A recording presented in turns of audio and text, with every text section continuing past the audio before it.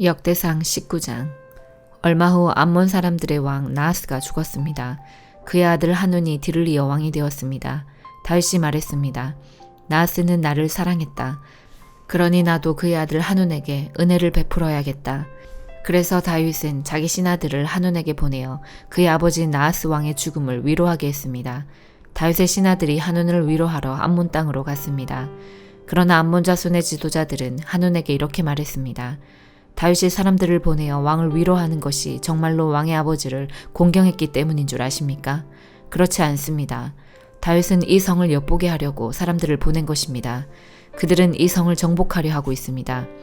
그래서 하눈은 다윗의 신하들을 붙잡아 수염을 절반쯤 깎고 엉덩이 부분에 옷을 잘라내어 그들을 부끄럽게 했습니다. 그런 다음에 하눈은 그들을 다시 돌려보냈습니다. 사람들이 이 일을 다윗에게 알리자 다윗은 사람들을 보내어 자기 신하들을 맞이하게 하였습니다. 이는 모욕을 당한 신하들이 매우 부끄러워했기 때문입니다. 다윗은 수염이 다 자랄 때까지 여리고에서 기다리시오. 그런 다음에 예루살렘으로 돌아오시오 라고 그들에게 지시하였습니다. 그때 암몬 사람들은 자기들이 다윗의 원수가 되었다는 사실을 깨달았습니다. 그래서 하눈과 암몬 사람들은 아람 나하라임과 아람 마아가와 소바의 은천 달란트를 보내어 전차와 기마병을 고용했습니다.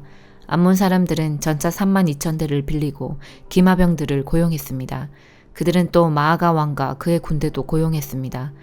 그래서 마아가와 그의 군대가 와서 메드바 근처에 진을 쳤습니다. 암몬 사람들도 자기들의 성에서 나와 싸울 준비를 했습니다. 이 소식을 들은 다윗은 요압을 비롯한 모든 용사들을 보냈습니다. 암몬 사람들도 나와서 싸울 준비를 했습니다. 그들은 성문 곁에 서 있었습니다. 도로온 왕들은 암몬 사람들과 따로 떨어져 들에 있었습니다.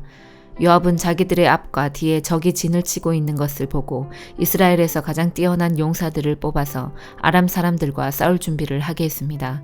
그리고 요압은 나머지 군대를 자기 동생 아비새에게 맡겨 암몬 사람들과 맞서 싸우게 했습니다. 요압이 아비새에게 말했습니다. 만약 아람 사람들이 너무 강해서 내가 어려워지면 나를 도우러 오너라. 만약 암몬 사람들이 너무 강해서 네가 어려워지면 내가 도우러 가겠다. 용기를 내어라. 우리 백성과 우리 하나님의 성을 위해 용감히 싸우자. 여호와께서 스스로 보시기에 옳으신 대로 하실 것이다. 요압과 그의 군대가 아람 사람들을 공격하자 아람 사람들은 도망쳤습니다. 암몬 군대는 아람 사람들이 도망치는 모습을 보고 아비새 앞에서 도망쳐 자기들 성으로 돌아가 버렸습니다. 그래서 요압은 예루살렘으로 돌아갔습니다. 아람 사람들은 자기들이 이스라엘에게 진 것을 보고 전령들을 보내어 유프라테스 강 동쪽에 살고 있던 아람 사람들을 불렀습니다. 하다레셀의 군대 사령관인 소박이 그들을 지휘했습니다. 다윗은 이 소식을 듣고 모든 이스라엘 군대를 불러 모아 그들을 이끌고 요단강을 건넜습니다.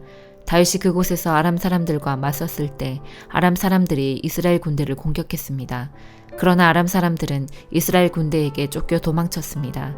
다윗과 그의 군대는 아람의 전차병 7,000명과 아람의 보병 4만 명을 죽였습니다. 그들은 또 아람 군대의 사령관인 소박도 죽였습니다. 하다레셀의 신하들은 이스라엘이 그들을 물리쳤다는 소식을 듣고 다윗과 평화롭게 지내기로 하고 다윗을 섬겼습니다. 그 뒤로 아람 사람들은 암몬 사람들을 도려하지 않았습니다. 역대상 20장. 봄이 되어 요압이 이스라엘 군대를 이끌고 전쟁터로 나갔습니다. 그때는 왕들이 전쟁터에 나갈 때였으나 다윗은 예루살렘에 머물러 있었습니다. 이스라엘 군대는 암몬 땅을 멸망시키고 라빠 성으로 가 성을 공격하여 멸망시켰습니다. 다윗이 그들 왕의 머리에서 금관을 벗겨냈습니다. 한 달란트나 되는 금관에는 값진 보석들이 박혀 있었습니다. 그 금관은 다윗의 머리에 씌워졌습니다. 다윗은 그 성에서 값진 물건들을 많이 빼앗았습니다. 다윗은 라빠 성에 있던 사람들을 끌어내어 톱질과 곡괭이질과 도끼질을 시켰습니다. 또한 다윗은 암몬 사람들의 모든 성에서도 그와 똑같은 일을 한 뒤 군대를 거느리고 예루살렘으로 돌아왔습니다. 오래지 않아 게셀에서 이스라엘과 블레셋 사이에 전쟁이 일어났습니다. 그때 후사 사람 십부게가 거인 쪽의 자손 10배를 죽였습니다. 그래서 블레셋 사람들은 항복했습니다. 이스라엘과 블레셋 사이에 또다시 전쟁이 일어났습니다. 야일의 아들 엘하나니 가드 사람 골리앗의 동생 라흐미를 죽였습니다. 라흐미의 창은 배틀채처럼 컸습니다. 그 뒤에 가드에서 이스라엘과 블레셋 사이에 또다시 전쟁이 일어났습니다. 가드에는 굉장히 큰 사람이 있었습니다. 그는 손가락과 발가락이 6개씩 모두 24개가 있었습니다. 그도 역시 거인족의 자손이었습니다. 그가 이스라엘을 조롱하자 다윗의 형 시므아의 아들 요나단이 그를 죽였습니다. 이 블레셋 사람들은 가드에 살던 거인족의 자손입니다. 다윗과 그의 부하들이 그들을 죽였습니다. 베드로전서 1장. 예수 그리스도의 사도 베드로는 고향을 떠나 본도, 갈라디아, 갑바도기아, 아시아, 비두니아에 흩어져 살고 있는 하나님의 선택된 백성에게 이 편지를 씁니다. 하나님께서는 오래전에 여러분을 선택하셨고 그분의 거룩한 백성으로 삼기로 계획해 놓으셨습니다. 또한 성령을 통해 여러분을 거룩하게 하셨습니다. 하나님께서는 여러분이 그분께 순종하고 예수 그리스도의 피로 깨끗해지기를 원하십니다. 은혜와 평안이 여러분 가운데 넘치기를 기도합니다. 우리 주 예수 그리스도의 아버지 하나님께 찬양을 드립니다. 하나님은 자비로우셔서 우리에게 산소망을 주셨습니다. 죽은 자 가운데서 예수 그리스도께서 부활하심으로 우리는 새 생명을 받은 것입니다. 이제 우리는 하나님께서 그분의 자녀들에게 주려고 준비해 두신 복을 소망합니다. 이 복은 여러분을 위해서 하늘에 간직되어 있으며 결코 썩거나 그 아름다움이 변하지 않습니다. 하나님께서는 크신 능력으로 여러분의 믿음을 든든히 지켜주셔서 구원의 날이 이를 때까지 여러분을 안전하게 보호해 주십니다. 마지막 때가 되면 하나님께서는 여러분에게 구원을 베풀어 주실 것입니다. 그러므로 기뻐하십시오. 눈앞에 있는 여러 가지 어려움으로 인하여 지금 당장은 힘들고 괴롭겠지만 이 시험들은 여러분의 믿음이 얼마나 강하고 순수한지 알아보기 위한 것일 뿐입니다. 순수한 믿음은 금보다도 훨씬 귀합니다. 금은 불에 의해 단련되기는 하지만 시간이 흐르면 닳아 없어지고 마는 것입니다. 하지만 여러분의 순수한 믿음은 예수 그리스도께서 다시 오실 그날에 칭찬과 영광과 존귀를 가져다 줄 것입니다. 여러분이 예수 그리스도를 본 일은 없지만 예수 그리스도께 사랑을 고백합니다. 지금 이 순간 그분의 모습을 보지 못하면서도 그분을 믿고 있고 여러분의 마음은 설명할 수 없는 기쁨으로 가득 차 있습니다. 그것은 여러분의 믿음의 목적이 있기 때문입니다. 그 목적, 바로 여러분의 영혼이 구원을 받는다는 기쁨이 이미 여러분에게는 주어졌습니다. 예언자들은 이 구원에 관해 열심히 연구하고 찾았습니다. 여러분이 받고 있는 은혜에 관해서도 예언하였습니다. 그리스도의 영이 그 예언자들과 함께 하셨던 것입니다. 성령께서는 그리스도에게 있을 고난과 그 뒤에 올 영광에 대해서 말씀해 주셨습니다. 예언자들은 성령께서 가르쳐 주시는 것을 이해하기 위해 노력하였습니다. 도대체 그 일이 언제 있게 될지, 그리고 그때 이 세상은 어떻게 될지 그들은 깊이 연구하였습니다. 하나님께서는 그들의 연구와 노력이 그들 자신을 위한 것이 아니라 후대의 여러분을 위한 것임을 그들에게 알려주셨습니다. 이제 여러분은 그들의 수고로 진리의 말씀을 듣고 있습니다. 하늘로부터 보내심을 받은 성령의 도우심으로 복된 소식을 전하는 사람들이 이 기쁜 소식을 여러분에게 전해준 것입니다. 이 놀라운 진리의 말씀은 천사들까지도 알기 원하는 것이었습니다. 그러므로 여러분은 마음을 가다듬고 자신을 잘 지키십시오. 예수 그리스도께서 다시 오실 그날에 여러분이 받게 될 은혜의 선물에 모든 소망을 두시기 바랍니다. 전에는 몰라서 하고 싶은 대로 악한 일을 저질렀지만 이제는 하나님께 순종하는 자녀로서 예전처럼 살아서는 안 되는 것입니다. 여러분을 불러주신 하나님께서 거룩하신 것처럼 여러분도 모든 행동에 거룩한 사람이 되십시오. 성경에도 내가 거룩하니 너희도 거룩하도록 하여라 하고 말씀하셨습니다. 여러분은 하나님을 아버지라고 부르면서 기도합니다. 우리 아버지는 각 사람의 행동을 공평하게 판단하십니다. 그러므로 여러분은 이 세상에 사는 동안 하나님을 경외하며 살아야 할 것입니다. 여러분도 알다시피 이전에는 아무 가치도 없는 방식에 매여 살았습니다. 그것은 여러분의 조상이 물려준 헛되고 쓸모없는 것입니다. 하지만 이제 여러분은 그러한 무가치한 삶에서 구원받았습니다. 금이나 은같이 없어지고 말 어떠한 것으로 대가를 지불한 것이 아니라 한 점의 죄도 흠도 없애신 어린 양 예수 그리스도의 보배로운 피로 여러분은 구원받은 것입니다. 이것을 위해 하나님께서는 세상이 시작되기 전부터 그리스도를 택하시고 이 마지막 때에 여러분을 구원하시고자 보내주셨습니다. 그리스도를 죽은 자 가운데서 일으키시고 영광을 주신 하나님을 우리가 그리스도를 통해 믿게 되었으니 여러분의 믿음과 소망은 이제 하나님께만 있는 것입니다. 여러분은 진리에 순종하여 자신을 깨끗하게 하였고 진심으로 형제를 사랑할 수 있는 마음을 갖게 되었으니 이제는 온 마음으로 서로 깊이 사랑하십시오. 여러분은 다시 태어났습니다. 이 새 생명은 죽어 없어질 것으로부터 난 것이 아니라 결코 죽지 않는 것으로부터 생긴 것입니다. 여러분이 다시 태어난 것은 영원한 하나님의 살아있는 말씀에 의한 것입니다. 이는 성경에 기록된 말씀입니다. 모든 인간은 풀과 같고 그들의 권력도 들에 핀 꽃과 같으니 풀은 시들고 꽃은 떨어지나 주님의 말씀은 영원히 살아있다. 이것이 여러분에게 전해진 말씀입니다. 요나 3장. 여호와께서 또다시 요나에게 말씀하셨습니다. 일어나 저 큰 성 니느웨로 가거라. 그곳에서 내가 너에게 전하는 말을 외쳐라. 요나는 여호와께 복종하여 일어나 니느웨로 갔습니다. 니느웨는 둘러보는 데만 3일이나 걸리는 매우 큰 성이었습니다. 요나는 하루 종일 걸어다니면서 40일이 지나면 니느웨는 멸망한다 라고 백성에게 외쳤습니다. 니느웨 백성은 하나님을 믿었습니다. 그래서 그들은 금식을 선포하고 가장 높은 사람에서부터 가장 낮은 사람에게 이르기까지 모두가 굵은 베옷을 입었습니다. 니느웨의 왕도 그 소식을 듣고 자리에서 일어나 입던 옷을 벗고 거친 베옷을 입었습니다. 그리고 잿더미에 앉았습니다. 왕은 니느웨 온 성에 다음과 같이 선포했습니다. 왕과 귀족들이 내리는 명령이다. 사람이든 짐승이든 소떼든 양떼든 입에 어떤 것이라도 대서는 안 된다. 음식을 먹어서도 안 되고 물을 마셔서도 안 된다. 사람이든 짐승이든 굵은 베옷을 입고 여호와께 힘껏 부르짖어야 한다. 누구나 악한 길에서 돌이켜야 하고 폭력을 쓰지 말아야 한다. 혹시 하나님께서 그 마음을 바꾸셔서 더 이상 노하지 않으실지 모른다. 그러면 우리도 죽지 않게 될 것이다. 하나님께서는 그 백성이 하는 것, 곧 그 악한 길에서 돌이키는 모습을 보시고 마음을 바꾸셔서 그들에게 내리기로 작정하셨던 재앙을 내리지 않으셨습니다. 누가복음 8장. 그 후에 예수님께서 여러 성과 마을을 두루 다니시면서 하나님 나라에 관한 좋은 소식을 전하셨습니다. 12 제자들도 예수님과 함께 다녔습니다. 악한 영과 병에서 고침을 받은 몇몇 여자들도 함께 있었습니다. 이들은 7 귀신이 들렸던 막달라라고 하는 마리아와 헤롯의 신하인 구사의 아내 요한나와 수산나 그리고 그 밖에 다른 여자들이 많이 있었습니다. 이들은 자신의 재산으로 예수님과 제자들을 섬겼습니다. 많은 사람들이 모여들고 여러 마을에서 온 사람들이 예수님께 나아오자 예수님께서 비유로 말씀하셨습니다. 씨를 뿌리는 사람이 씨를 뿌리러 나갔다. 그가 씨를 뿌렸는데 어떤 씨들은 길가에 떨어져 발에 밟히기도 했고 하늘의 새들이 와서 먹어버리기도 했다. 어떤 씨들은 바위 위에 떨어져 자라다가 물이 없어서 시들어 죽었다. 어떤 씨들은 가시덤불에 떨어져 가시덤불이 함께 자라서 자라지 못하게 했다. 어떤 씨들은 좋은 땅에 떨어져 자라나서 100배의 열매를 맺었다. 이 말씀을 마치시고 예수님께서 외치셨습니다. 들을 귀 있는 자는 들어라.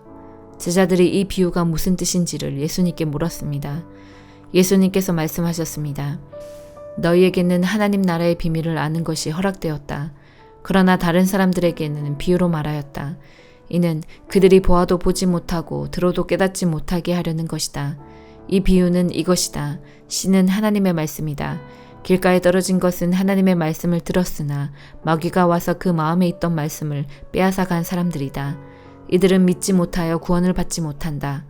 바위 위에 떨어진 것은 하나님의 말씀을 듣고 기쁨으로 받지만 뿌리가 없는 사람들이다.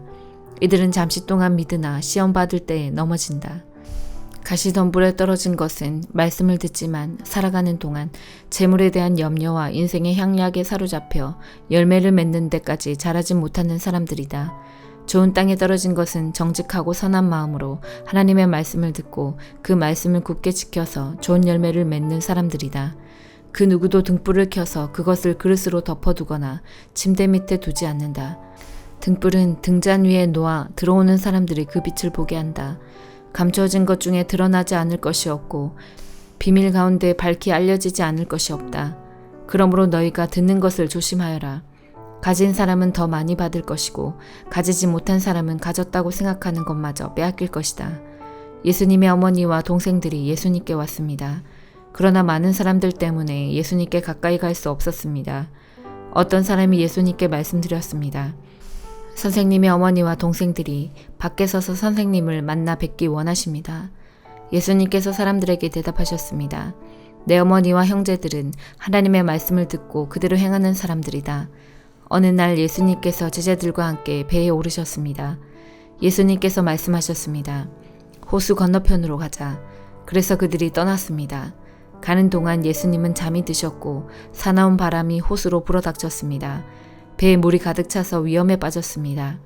제자들이 예수님을 깨우며 선생님, 우리가 죽습니다. 라고 말했습니다. 그러자 예수님께서 일어나셔서 바람과 성난 파도를 꾸짖으셨습니다. 그러자 그 즉시 바람이 멈추고 호수가 다시 잔잔해졌습니다. 예수님께서 제자들에게 말씀하셨습니다. 너희의 믿음이 어디 있느냐? 제자들은 두렵고 놀라서 도대체 이분이 누구시길래 바람과 물에게 호령하시고 바람과 물이 이분에게 순종하는가 라고 서로 말하였습니다. 예수님과 제자들은 갈릴리 건너편 거라사 사람들의 마을에 닿았습니다. 예수님께서 배에서 내리시니 그 마을에 사는 귀신 들린 사람이 예수님께 다가왔습니다. 그는 오랫동안 아무 옷도 입지 않았으며 집에서 살지도 않고 무덤에서 살고 있었습니다. 그는 예수님을 보고 소리를 지르며 예수님 앞에 엎드렸습니다. 그리고 큰 소리로 말했습니다. 가장 높으신 하나님의 아들이신 예수님, 당신이 저와 무슨 상관이 있습니까? 제발 저를 괴롭히지 마십시오. 이는 예수님께서 더러운 영에게 그 사람에게서 떠나라고 명령하셨기 때문입니다. 더러운 귀신이 그 사람을 여러 번 사로잡았기 때문에 사람들은 쇠사슬과 쇠고랑으로 그를 묶어 감시하였습니다. 그러나 그는 쇠사슬을 끊고 귀신이 이끄는 대로 광야로 뛰쳐나가곤 하였습니다. 예수님께서 그에게 물으셨습니다. 네 이름이 무엇이냐? 그러자 그가 대답했습니다. 레기온입니다. 이는 많은 귀신이 그에게 들어갔기 때문입니다. 귀신들은 예수님께 자신들을 지옥으로 쫓아내지 말아달라고 간청하였습니다. 그때 언덕에는 많은 돼지떼가 풀을 먹고 있었습니다. 귀신들은 예수님께 자기들을 그 돼지떼에게 들어가게 해달라고 간청하였습니다. 예수님께서 그렇게 허락하셨습니다. 그러자 귀신들은 그 사람에게서 나와 돼지떼 속으로 들어갔습니다. 순간 그 돼지들은 비탈을 내리달아 호수로 들어가 빠져 죽었습니다. 돼지를 치던 사람들이 일어난 일을 보고 도망쳐 이 사실을 성과 마을 사람들에게 전하였습니다. 사람들이 일어난 일을 보려고 예수님께 다가갔습니다. 그리고 귀신이 나간 사람이 옷을 입고 제정신으로 예수님 발 앞에 앉아 있는 것을 보았습니다. 그들은 두려운 생각이 들었습니다. 이 일을 목격한 사람들이 귀신 들린 사람이 어떻게 온전하게 되었는지를 사람들에게 말해 주었습니다. 거라사와 그 주변에 사는 모든 사람들이 예수님께서 자기들로부터 떠나줄 것을 간청했습니다. 이는 그들이 무서움에 사로잡혔기 때문이었습니다. 그래서 예수님께서 배를 타고 돌아가셨습니다. 귀신이 나간 사람이 예수님을 따를 수 있게 해달라고 예수님께 간청하였습니다. 그러나 예수님께서 그를 돌려보내며 말씀하셨습니다. 집으로 돌아가서 하나님께서 너에게 하신 일에 대해 사람들에게 말해라. 그래서 그는 모든 마을을 다니며 예수님께서 자기에게 얼마나 큰 일을 행하셨는지에 대해 전하였습니다. 예수님께서 돌아오시자 많은 사람들이 예수님을 환영하였습니다. 이들은 예수님을 기다리고 있었습니다. 야이로라는 사람이 앞으로 나왔습니다. 그는 회당장이었습니다. 그가 예수님의 발 앞에 엎드려 자기 집으로 와 주실 것을 간청하였습니다. 야이로에게는 12살 된 외동딸이 있었는데 그가 죽어가고 있었습니다. 예수님께서 야이로의 집으로 가시는데 많은 사람들이 예수님께 바짝 붙어서 밀어댔습니다. 그 중에는 12년 동안이나 혈루증을 앓고 있던 여자가 있었습니다. 의사에게 많은 돈을 썼지만 그 누구도 그 병을 고칠 수가 없었습니다. 그가 예수님 뒤로 와서 옷깃을 만졌습니다. 그러자 즉시 피가 그쳤습니다. 예수님께서 말씀하셨습니다. 누가 나를 만졌느냐? 사람들은 모두 만지지 않았다고 말하였습니다. 베드로가 말했습니다. 선생님, 많은 사람들이 애워싸면서 밀어대고 있습니다. 예수님께서 말씀하셨습니다. 누군가 나를 분명히 만졌다. 내게서 능력이 나간 것을 안다. 숨길 수 없다는 것을 안 그 여자는 떨며 나와 예수님 앞에 엎드렸습니다. 그리고 사람들 앞에서 왜 자기가 예수님을 만졌는지 또 어떻게 즉시 병이 나았는지를 말씀드렸습니다. 예수님께서 그에게 말씀하셨습니다. 딸아, 네 믿음이 너를 구원하였다. 평안히 가거라. 예수님의 말씀이 끝나기도 전에 회당장의 집에서 온 어떤 사람이 회당장에게 말했습니다. 따님이 죽었습니다. 그러니 선생님을 더 이상 괴롭히지 마십시오. 예수님께서 이 말을 들으시고 대답하셨습니다. 두려워하지 말고 믿기만 하여라. 그러면 살게 될 것이다. 그 집에 이르러 예수님께서는 베드로와 요한과 야고보 그리고 소녀의 아버지와 어머니 외에는 아무도 함께 들어가지 못하게 하셨습니다. 사람들이 소녀를 위해 슬피 울고 있었습니다. 예수님께서 울음을 그쳐라. 그는 죽은 것이 아니라 자고 있다 라고 말씀하셨습니다. 그러자 사람들은 예수님을 비웃었습니다. 그것은 소녀가 죽었다는 것을 알고 있었기 때문입니다. 예수님께서 소녀의 손을 잡고 불렀습니다. 아이야, 일어나라. 그러자 영혼이 돌아와서 소녀는 즉시 일어났습니다. 예수님께서 그에게 먹을 것을 주라고 명하였습니다. 그 소녀의 부모들은 놀랐습니다. 그런데 예수님께서는 일어난 일을 아무에게도 말하지 말라고 지시하셨습니다. 아멘.